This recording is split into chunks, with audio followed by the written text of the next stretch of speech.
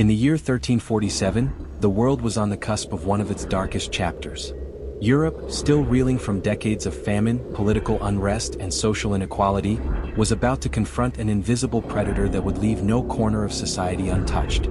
It began quietly in the arid steppes of Central Asia, where the Great Plains teemed with rodents, the natural carriers of Yersinia pestis, the bacterium that would come to define an era.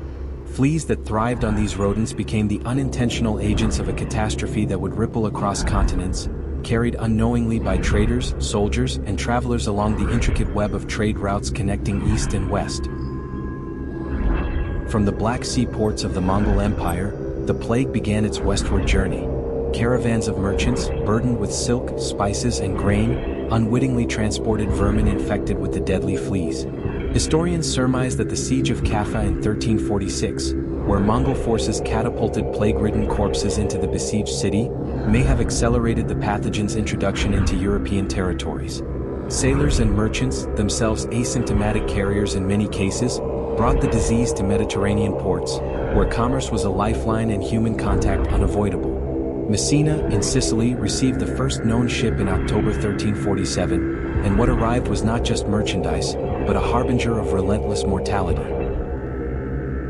The contagion spread swiftly, taking advantage of the very arteries that sustained urban life. Cities such as Genoa, Venice, and Florence, with their narrow, winding streets and crowded marketplaces, became incubators for disease.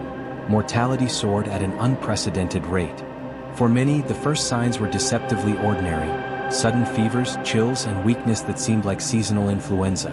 But soon, buboes, painfully swollen lymph nodes, often dark or blackened, emerged in the groin, armpits, and neck, oozing thick, foul-smelling pus. Skin lesions appeared, sometimes covering the face and limbs, and the stench of decay became inescapable. Doctors, trained primarily in humoral theory, were powerless. Without the knowledge of bacteria or the principles of contagion, they relied on bloodletting, herbal remedies, and prayer, often contracting the disease themselves. Accounts from Italian physicians described the inefficacy of every measure and the shock of watching families vanish within days, the walls of their homes eerily silent except for the occasional groan of the dying. The Black Death did not distinguish between classes. Kings, queens, merchants, and peasants alike were vulnerable. Yet, its impact on society was unevenly felt.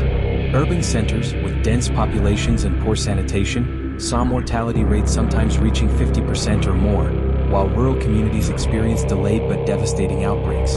The sudden disappearance of large segments of the population created logistical nightmares. Fields went untilled, trade stagnated, and churches struggled to perform last rites. Entire towns emptied as survivors fled in panic, leaving behind the sick and the dead.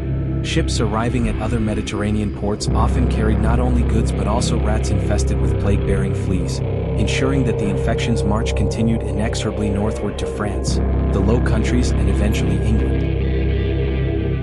In cities, panic bred superstition. Rumors of poisoned wells, secret cabals, or divine punishment swept through the populace. In some towns, marginalized groups, particularly Jewish communities, were scapegoated, accused of deliberately spreading the disease. Pogroms erupted in cities like Strasbourg, Mainz, and Cologne, where thousands were executed in misguided attempts to appease an unseen force. Yet alongside violence, there were also acts of profound humanity. Neighbors tended to the sick when possible, communities organized charitable distributions of food, and records from monasteries reveal priests and nuns continuing to provide last rites even at great personal risk. These dual responses, violence and compassion, highlight the extraordinary pressure societies faced when confronted with mortality on such a vast scale. Medical knowledge at the time was rudimentary. Physicians such as Guy de Chauliac in France meticulously documented symptoms and treatments, though few measures proved effective. Quarantines were attempted in port cities, and some regions experimented with isolation of the sick, a concept new to European urban administration. Despite these efforts, fear outpaced reason. Chroniclers recorded empty streets, markets littered with unsold goods, and the sudden absence of entire families from villages and towns. The psychological toll was as profound as the physical devastation.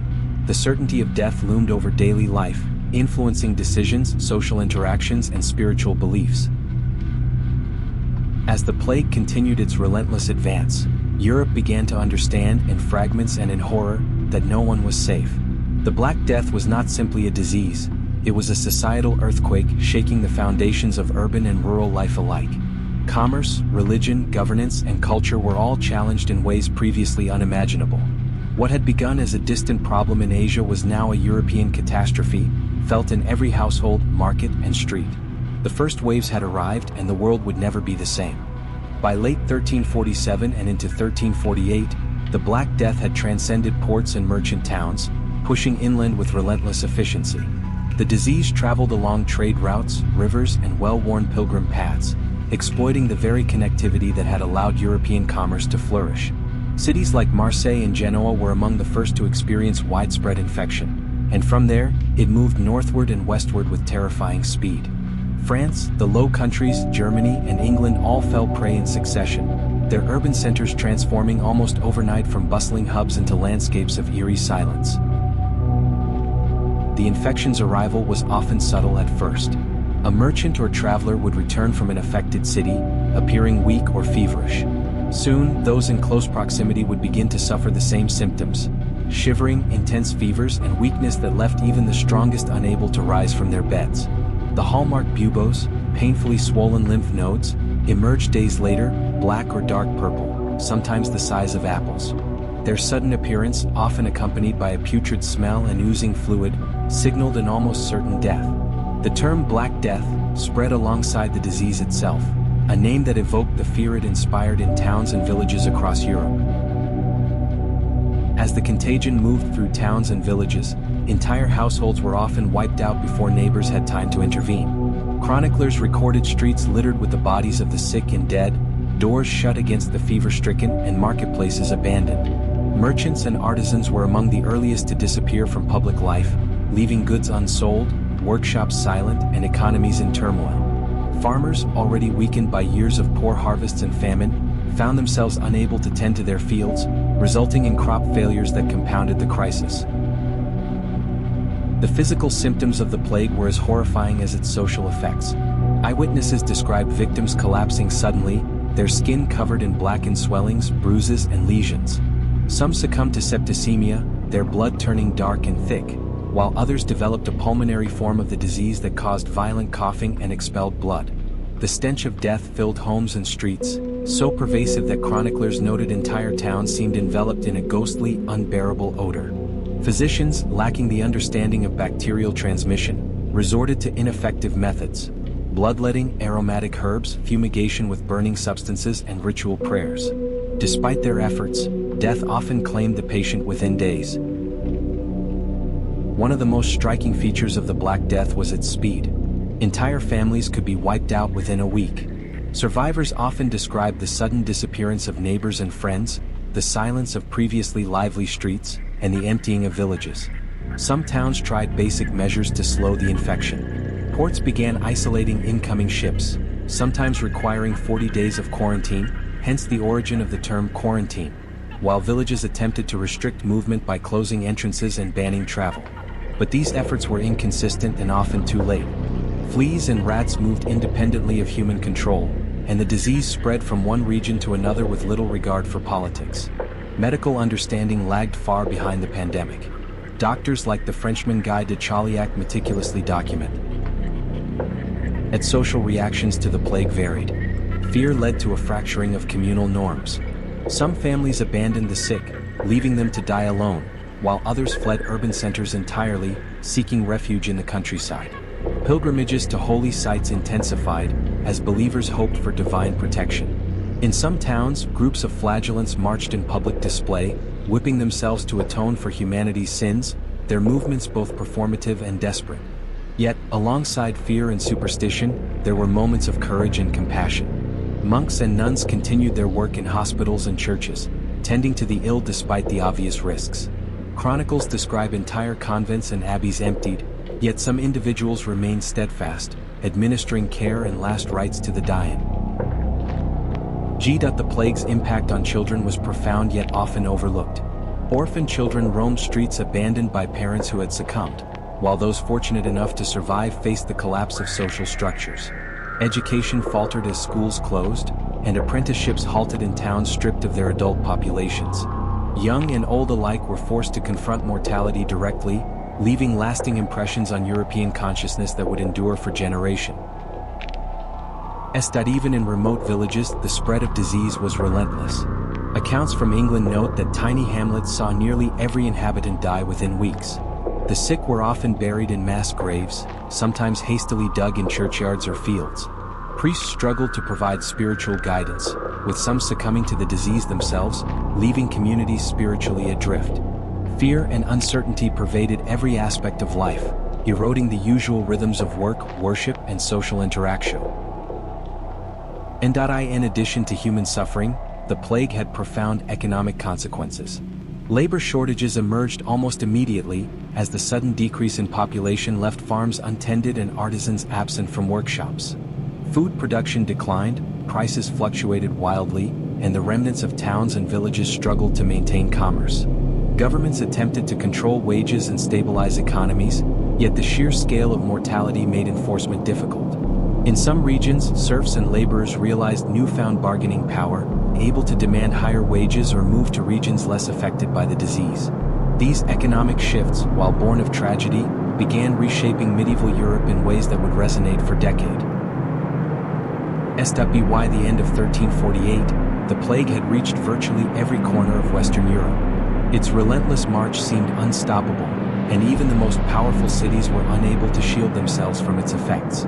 Europe had entered a period of unprecedented mortality, fear, and social upheaval, with consequences that would echo through the political, economic, and cultural life of the continent for centuries. The Black Death had not merely arrived, it had arrived to stay, altering the trajectory of humanity in ways previously unimaginable. The Black Death was not merely a medical catastrophe, it was a social and economic earthquake shaking Europe's foundations to their core.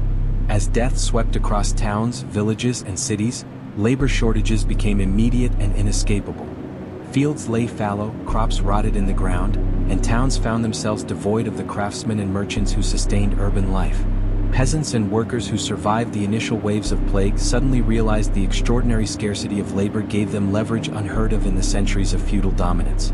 In England, France, and Italy, landlords struggled to maintain agricultural production and collect rents, often facing defiance from serfs who demanded higher wages or refused to work under the same oppressive conditions. Markets, once vibrant with the constant exchange of goods, slowed to a ghostly halt. Artisans disappeared, workshops remained empty, and long-distance trade suffered as merchant caravans hesitated to move along routes now perceived as death corridors.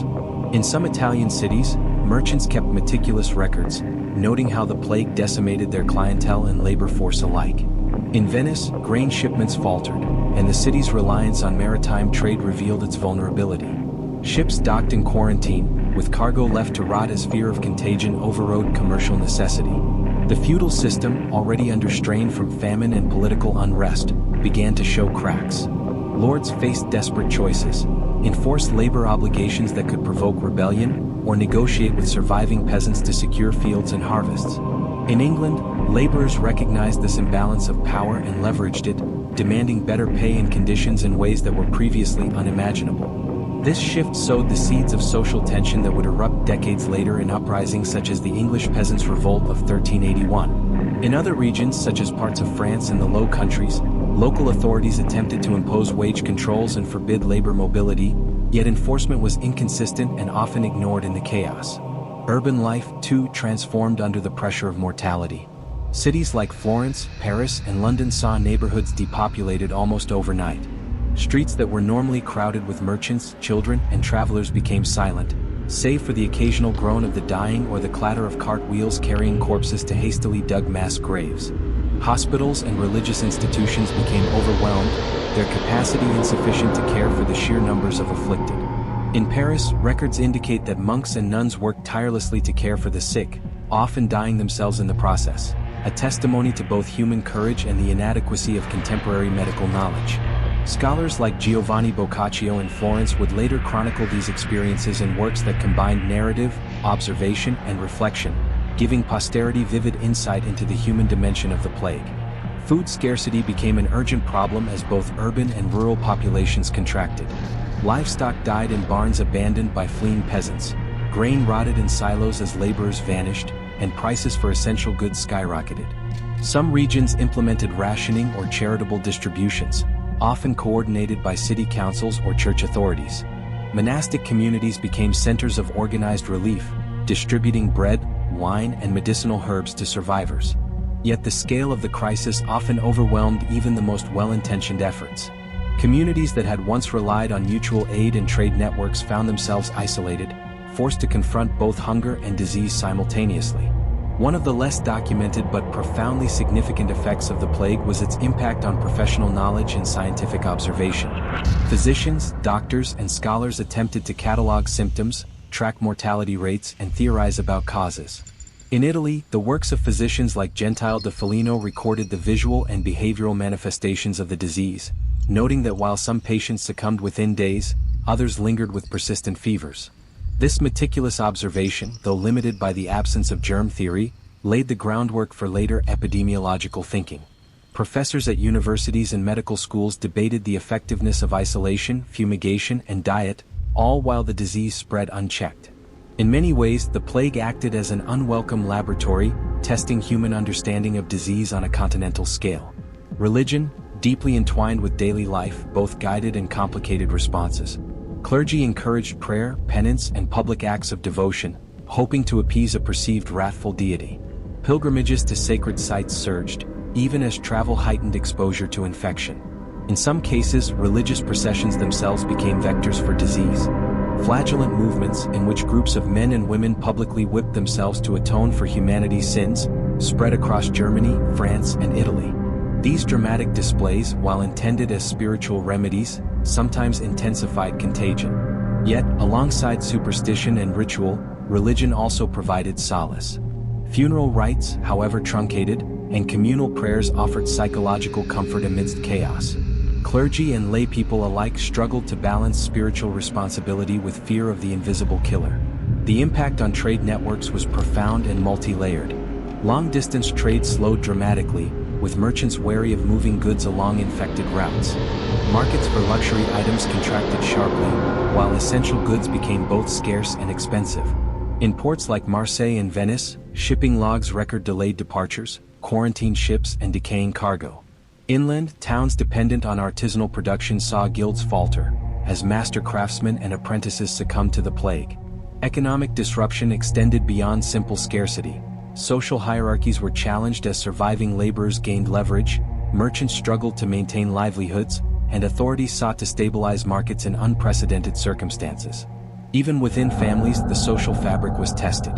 Parents often succumbed before children, leaving minors orphaned and vulnerable. Households that once relied on multi-generational labor found themselves in disarray, forced to reorganize or abandon homes entirely. The psychological toll of watching neighbors, friends, and family vanish was immense. Chroniclers describe survivors wandering empty streets, searching for kin, and confronting the eerie silence of previously vibrant communities. In some cases, small communities became almost uninhabited, with the living few maintaining farms, shops, or monasteries amidst the overwhelming presence of death. Ultimately, the Black Death revealed the fragility of the European social and economic order. It exposed weaknesses in feudal structures, strained religious institutions, disrupted commerce, and reshaped urban life. Labor shortages empowered the surviving population, setting in motion shifts that would alter social hierarchies. Cities and towns learned, often painfully, to adapt to the sudden absence of workers, merchants, and artisans. The economy, though devastated in the short term, gradually restructured around the new demographic realities, paving the way for social changes that would resonate for decades.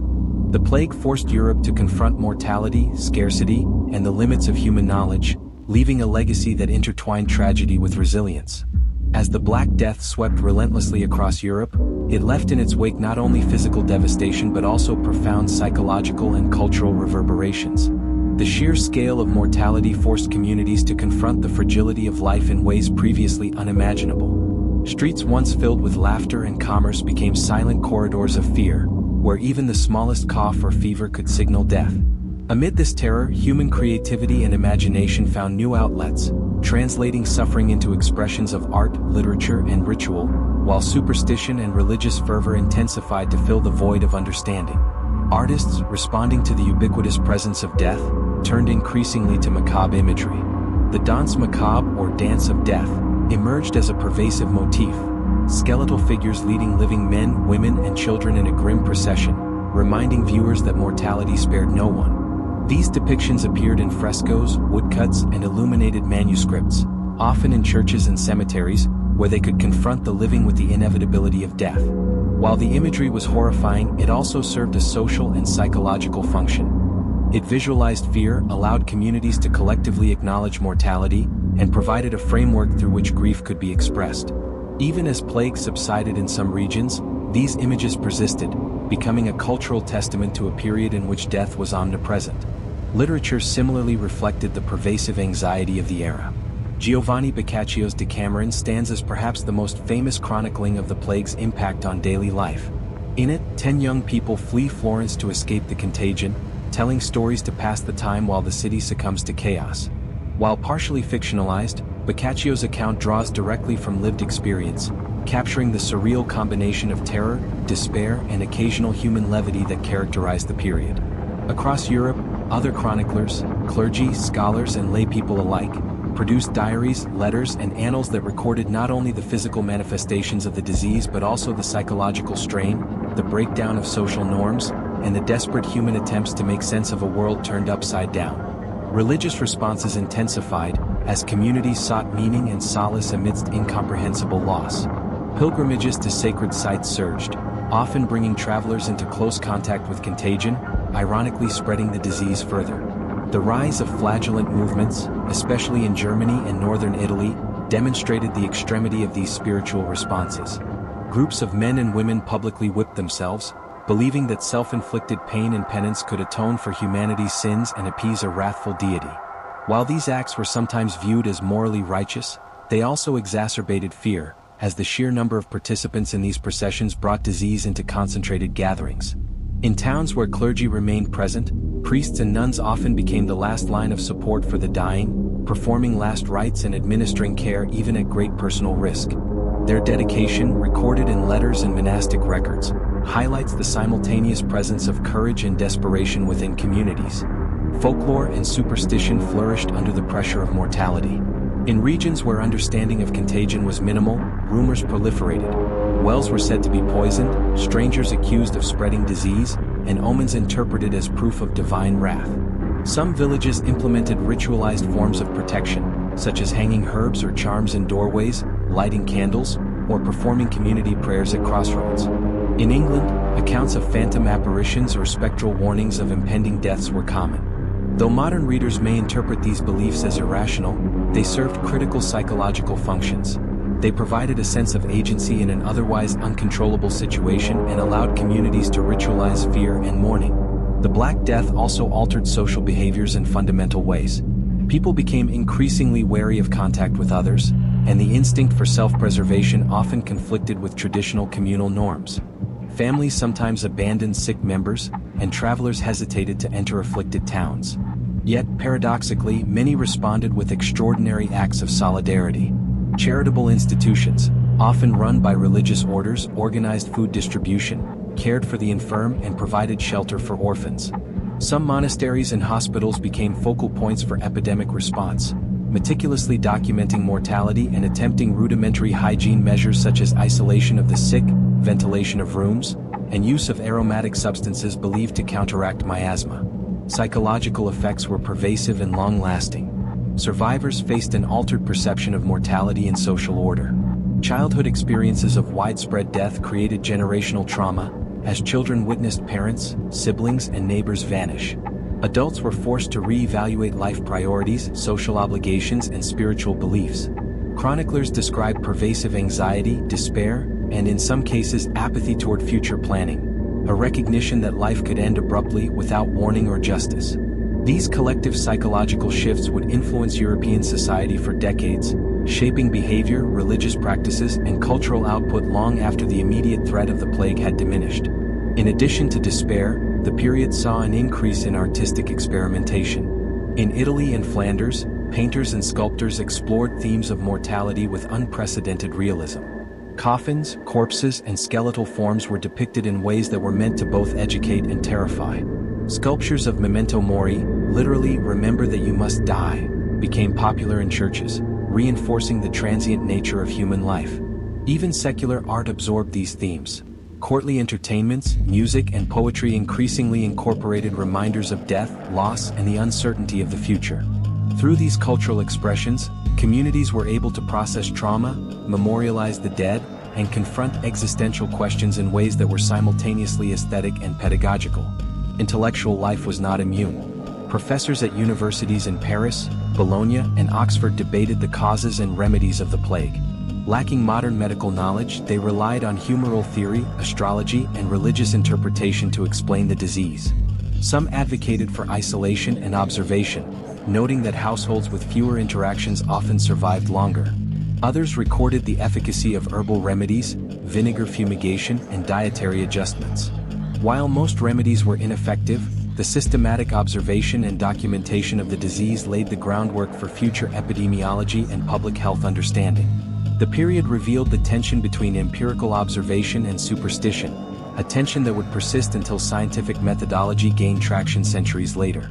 Ultimately, the cultural and psychological response to the Black Death reflected both human vulnerability and resilience. Communities oscillated between terror and solidarity, superstition and rational observation, despair and creative expression. Art, literature, ritual, and folklore became vehicles for processing loss and confronting mortality, while intellectuals and religious leaders sought to impose order on chaos. The Black Death did more than kill. It reshaped the European mind, leaving an indelible imprint on cultural consciousness, moral philosophy, and social behavior that would echo for generations. In every city, town, and village, the plague's presence was more than biological. It was psychological, social, and cultural, forever altering the landscape of human experience. By the mid-1350s, the initial waves of the Black Death had subsided, but Europe was left forever altered. The immediate horror of mass mortality was followed by a slow, painful process of societal recovery and transformation. Populations had been reduced by as much as 1/3 to 1/2 in some regions, and the demographic shock reshaped the human landscape. Villages that had once been bustling with life lay partially abandoned. Towns struggled to replenish their labor force, and entire economic systems were forced to adapt to this new reality. One of the most immediate effects was on labor and the feudal structure. Surviving peasants suddenly found themselves in an unprecedented position of leverage. Lords, desperate to maintain agricultural production and revenue, were often forced to offer higher wages, better conditions, or even release from traditional obligations. In England, statutes such as the Statute of Labourers were enacted in attempts to freeze wages and prevent labor mobility, but enforcement was inconsistent and frequently ignored. Across Europe, serfs and free laborers negotiated better terms, moved to less affected regions, or leveraged scarcity to demand compensation that had been unimaginable before the plague. The labor shortage accelerated social mobility and weakened the rigid hierarchies that had dominated medieval life for centuries. Urban centers experienced similar transformations.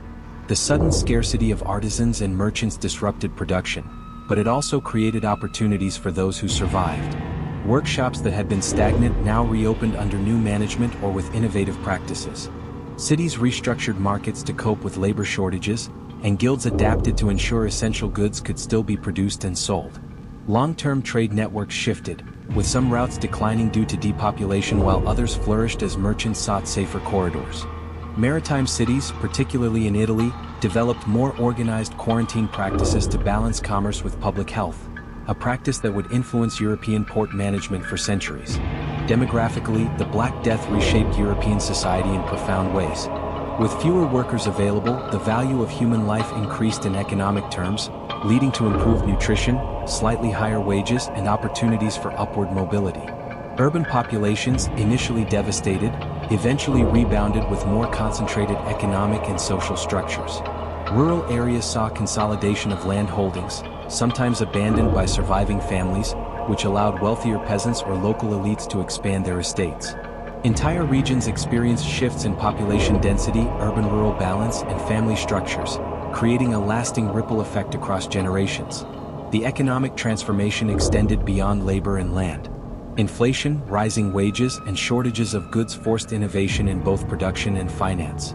Some historians argue that these changes contributed to the early development of capitalism in certain regions, particularly in northern Italy and Flanders, where merchant and banking classes capitalized on labor shortages and shifting trade patterns. Agricultural practices evolved as well, with some landowners converting less productive fields to pasture or alternative uses that required less intensive labor. These shifts, born from necessity, fundamentally altered the economic landscape of Europe and accelerated long-term development in ways that might have taken centuries under normal circumstances. Feudal obligations and political structures also underwent strain. Lords who had relied on inherited control over labor found themselves negotiating with empowered peasants for the first time.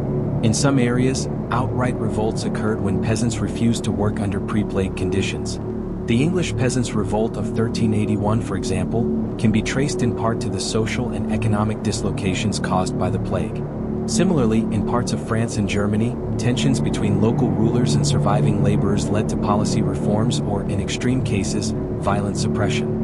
These episodes underscore the extent to which the Black Death disrupted not only population numbers but also the very social contract that had governed medieval Europe. Education and intellectual life were indirectly affected as well. With large portions of the population decimated, universities, monastic schools, and centers of learning faced staff shortages and disruptions. Yet the intellectual class often survived in greater proportion than laborers, allowing scholars to observe, document, and theorize about the crisis. Medical treatises, chronicles, and philosophical reflections proliferated, setting the stage for more systematic inquiry in the centuries to come. In some cases, the widespread trauma led to more secular interpretations of mortality and disease, slowly challenging purely religious explanations and fostering early scientific curiosity. Professors and physicians, though powerless against the plague itself, contributed to a growing body of observation-based knowledge, emphasizing empirical recording of symptoms, death rates, and social effects, a rudimentary form of epidemiology. Religious life continued to evolve in response to the Black Death. While some regions saw intensified superstition and fear-driven ritual, others witnessed a reorganization of spiritual practice. Pilgrimages, though still popular, became more structured, and ecclesiastical authorities attempted to guide populations through both spiritual and practical advice. New charitable institutions emerged to care for the poor, the sick, and orphans, institutionalizing practices that would influence public welfare for generations. The psychological imprint of the plague led to both increased piety and, paradoxically, a questioning of traditional authority, as communities grappled with why God had allowed such widespread suffering. Art and culture, too, continued to bear the mark of the Black Death. Themes of mortality, decay, and the transience of life persisted long after the immediate crisis passed. The danse macabre continued to appear in paintings, murals, and literature, and memento mori motifs became ingrained in cultural consciousness. Music and theater reflected a darker, more introspective tone, with moral and religious undertones emphasizing the fragility of human life. Writers, poets, and chroniclers used narrative as a tool for reflection and instruction, documenting experiences while also offering moral guidance or philosophical insight. These cultural artifacts became historical records, allowing future generations to understand not only what happened, but how communities perceived, processed, and coped with mass mortality. Medical knowledge, though still rudimentary, made incremental advances. Physicians who survived the plague began to analyze patterns, record mortality statistics, and theorize about contagion and hygiene. Hospitals, previously focused primarily on spiritual care, adapted practices that emphasized isolation and basic sanitation, anticipating later developments in public health. While germ theory remained centuries away, these incremental steps marked a turning point in European medicine, demonstrating how societal catastrophe could catalyze long-term learning and institutional adaptation. By the late 14th century, Europe had begun to emerge from the immediate shadows of the Black Death. Populations were slowly rebounding, cities were repopulating, and trade resumed, but the world was permanently changed. Social hierarchies were more fluid, laborers more empowered, economies more adaptive, and cultural consciousness steeped in the memory of mass mortality. The Black Death had acted as both a destroyer and a transformer, revealing vulnerabilities, accelerating innovation, and leaving an indelible mark on the European psyche.